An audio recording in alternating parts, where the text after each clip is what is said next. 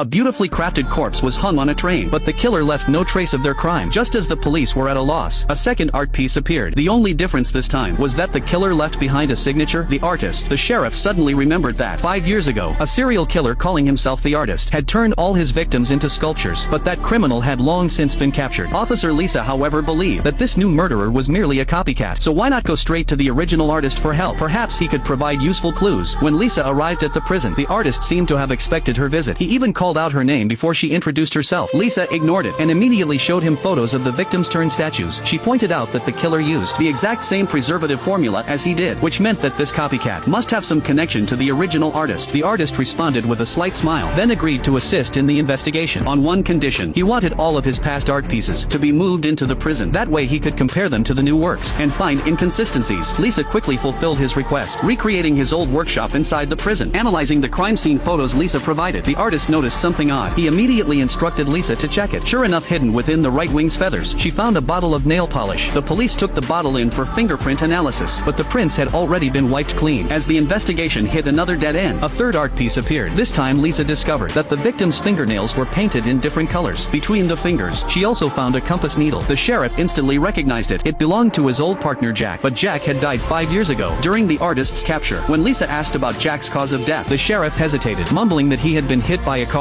Lisa immediately realized that he was hiding something. Soon after, an even more bizarre artwork was found. Examining it closely, Lisa discovered a sundial placed beneath a candlestick. Remembering the compass needle from the previous victim, they immediately placed it on the sundial. After a few spins, the needle pointed to a puppet painting. Removing it, they found a cryptic message left behind by the killer, but no one could decipher its meaning. With no other choice, Lisa returned to the artist in prison. This time he made another demand. If she wanted to uncover the killer's identity, she had to agree to one more condition: to be his sculpture model. Determined to solve the case, Lisa reluctantly agreed. Following the artist's instructions, Lisa and the sheriff arrived at an address he provided, but the moment they stepped inside, they found the walls covered with photographs of Lisa.